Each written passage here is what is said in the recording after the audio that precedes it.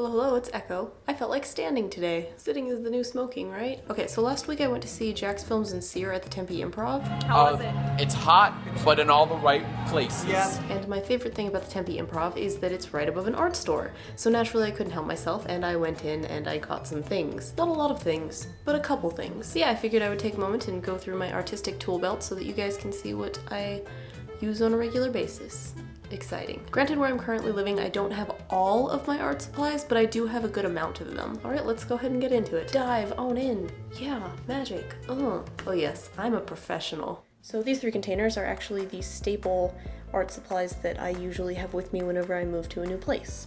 So let's start with the philosophy bag. So the first thing in my art bag is actually my set of woodless colored pencils. In terms of color palette, it's actually a very basic color pencil set, which I actually enjoy because it's a little bit easier to carry around with me. They're just really nice colored pencils. These are a bunch of Sharpies that I had left over from signing a bunch of posters, and I just threw them into one of my bags. I have a 6-inch ruler that I use as a straight edge whenever I need to make straight lines. Having a ruler this small is actually really fantastic because it fits so nicely in my bags. This is a Prismacolor colored pencil in light aqua, and I bought this because it was the one color that I felt was missing from this 12-color set. This was actually a school eraser that my sister gave me, and it was just so nice that I ended up using it for a lot of my artwork. These are 3 of my Micron pens. As you can see, the numbers have essentially worn off, but I believe they are 0.45 millimeters, 0.25 millimeters, and this one is also 0.25. In my experience, Micron is a fairly dependable brand. In terms of inking in my lines, this brand is probably one that I use the most. These are some of my mechanical pencils. These ones I almost never use because they're 0.7, but these ones I use almost all the time because they're 0.5. Ignore the green. Whenever I feel like I'm running out of lead or all of my pencils are breaking, I will just buy a 10-pack of Bic mechanical pencils because they're cheap and they work. Personally, I don't feel like I need anything really fancy to do my foundation line work. Even though Bic mechanical pencils are usually used in a classroom setting, I find that they work perfectly well for my foundation line work. This is a Tool ballpoint pen. This one was another gift, and I usually don't draw with it, but it is a fairly nice ballpoint pen, so I kept it in my collection. Here we have a bunch of beautiful dyeing pens that I just couldn't part with. The Pilot pen is probably just one of my favorite pens to write with, although I feel like I don't normally use it for artwork. That one's dead. It can go away. This is probably my favorite type of pen for writing. This is a Foray in 0.3 millimeter. I love extremely thin lines, but as you can see, it's pretty much dead. There is no ink left in that thing. This was one of my favorite pens, and it is totally dead. Unfortunately, I cannot part with the sad corpse of this pen. It was just so beautiful. It died before its time. This is a black gel pen that I haven't thrown away because there's a bunch of ink in it, despite the fact that it's clogged and doesn't work anymore. Really just need to throw this away, but I can't do it.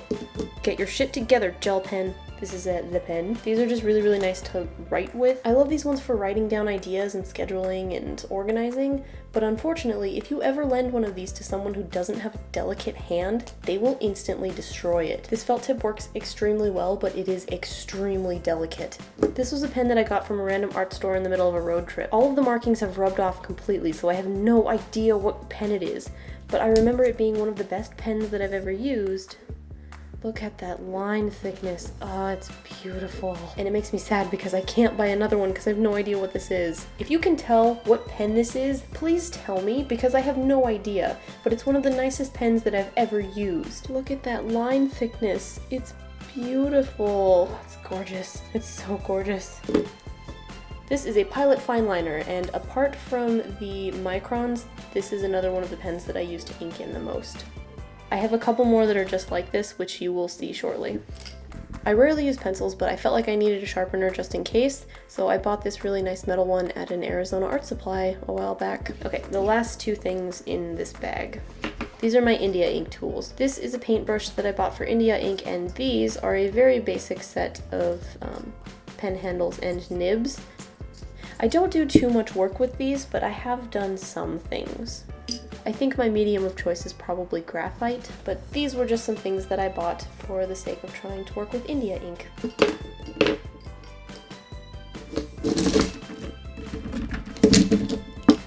And general, I don't carry India ink in my tool bag for very obvious reasons. Next, we're gonna go through my silver bag, which is practically exploding with excitement.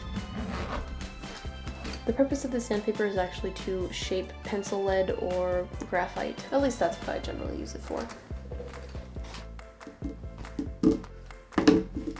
Here we have 3 more Pilot rolling ball pens in fine, extra fine, and fine. These are generally just pens that I use for writing and not necessarily for drawing, although I have used them to fill in shapes before. This is actually just a brush that I saved so that I could use it to more delicately remove the eraser pieces that are left over after I erase my foundation line work. These are the rest of my mechanical pencils, and this one is probably the oldest. I believe this one is about 6 years old at this point. Here we have some red Papermate in M for mini, when it should be set to W for wombo. These red pens were actually a gift from someone, and I just kept them because I like red. Now let's move on to my jelly rolls. Jelly roll. These are my Jelly Roll gel pens in red, black, and white. I used to have a friend who would do a lot of sketches on brown recycled paper, and she would always make use of these white gel pens because you could use them for highlights. White pens are always really cool. I don't know how well you can see that, but in general I find that gel pens blend a lot better than felt tip pens, and you're less likely to be able to see the strokes. So I prefer to use gel pens when I'm trying to fill something in. So yeah, generally I prefer to use gel pens when I'm trying to fill in a solid figure.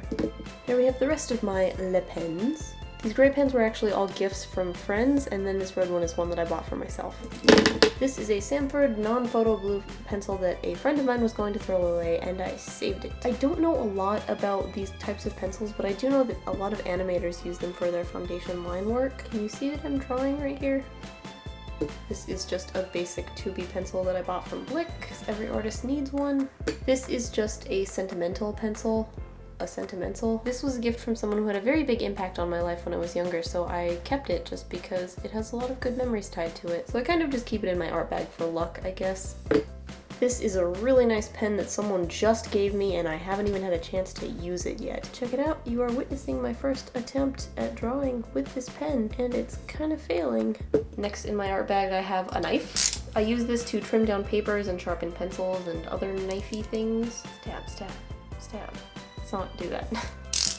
And these are the other 2 Pilot pens that I probably use the most. I've got a Pilot fine liner and a Pilot razor point. As you can see, the razor point is just a tiny bit sharper than the fine liner. These are very good pens, and they're fairly inexpensive. I'm not entirely sure if they're acid-free though, so if that's something that you're concerned about, you might want to look into it. This is a 2mm mechanical pencil that I got from an architect student, and I have no idea how to use this. I don't like thick lead. Usually when I'm working with graphite or pencil lead, I will either use something that is extremely thin or extremely thick. Case in point, this is a woodless solid graphite pencil in 2B. It is coated so you don't get any graphite on your fingers unless you touch the tip. Dirty joke, that's what she said. And then naturally to go with this, I also have one of these blending tools.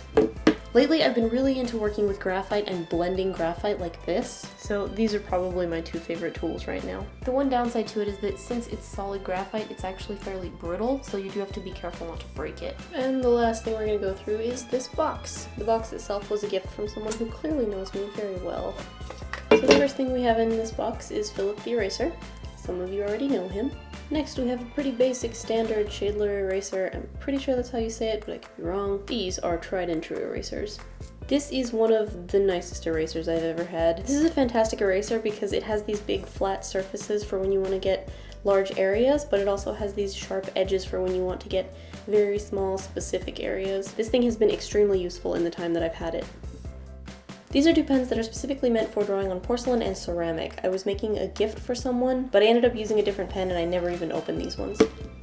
This one. This is the one that I actually ended up using to draw on the mug. This is an oil-based paint Sharpie. There are tons of tutorials online that show you how to customize coffee mugs, and you can buy blank coffee mugs at like dollar stores or at other cheap places, and then use these to make your own special custom gifts. Being an artist is awesome. Here I have 2 silver Sharpie markers. Ta-da! These are one of the few things that I found that actually show up silver. This is just a standard knife that all of the kids in my degree program had, and as you can see I put some red and black stripes on it so everyone would know that it's mine. Now I just use it to trim paper or to get that little broken piece of lead out of my pencil sharpener. Here we have yet another mechanical pencil that was given to me by an architect student with massive lead. Look at that lead. I will never use this. Here we have 3 more Le Pen pens. These 2 I believe I actually bought for a project that I was working on with a friend, but we ended up using a different set, and then this is a black pen that I bought for myself. Here we have yet another Micron, which I should probably move to the other bag.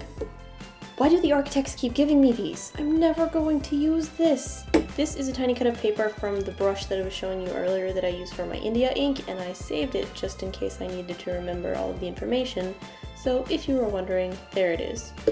Just another Pilot pen in fine point. This glorious creature is a 0.3 mechanical pencil. This is probably the most expensive mechanical pencil that I have ever bought. I only use this pencil when I'm working on something incredibly detailed. It is probably my favorite mechanical pencil. I believe this is a Pentel Click Eraser. Oh yes.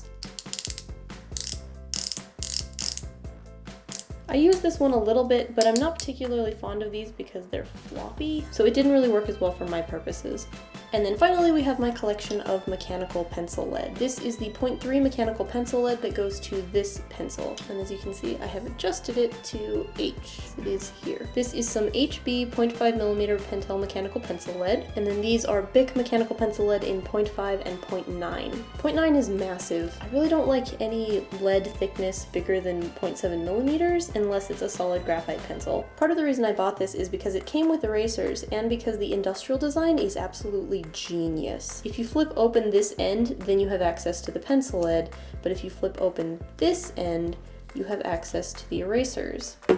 And the very last thing in this art box that I want to show you is this. If you've been here a while, you've probably heard me talk about the inked Megatank gel pen. These are the greatest pens that I have ever used, and they've been discontinued for years. As you can see, this is a standard ballpoint pen in 0.7, and this is the interior of one of the ink gel Megatank pens in 0.5. As you can see, there's a very clear difference between the 0.5 and the 0.7. And I used to buy these every single time I got a chance because the 0.5 was perfect for line work, whereas the 0.7 was perfect for filling in shapes. The ink was fantastic. These pens would last an extremely long time, but I would still just go through them so quickly. At this point, I've used up just about every single one of them. They will be missed forever. They took a little bit longer to dry, but it was always worth it.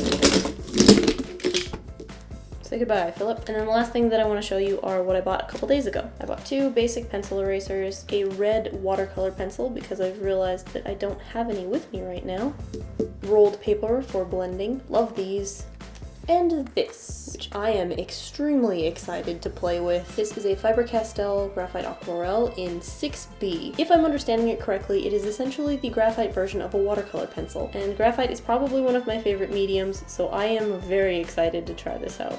Art can be made from just about anything, but these are the tools that I use. I am a strong believer in making do with what you have, and I don't think that art supplies have to cost $1 million to be able to do awesome things. Better tools can help, but I don't think that they are 100% necessary to make incredible things. And there you have it. My current artistic tool belt as it stands. Granted, this video is mostly about the tools and not necessarily my sketchbook or paper preferences. That could be an entirely different video all on its own. If you want something like that, then let me know down in the comment section. If this is the first video of mine that you're ever seeing and you aren't subscribed, dude, subscribe. It's totally free, and it just means that YouTube will notify you whenever I upload a video. You get 125 awesome points for making it to the end of this video, and hopefully I will see you next week. Later.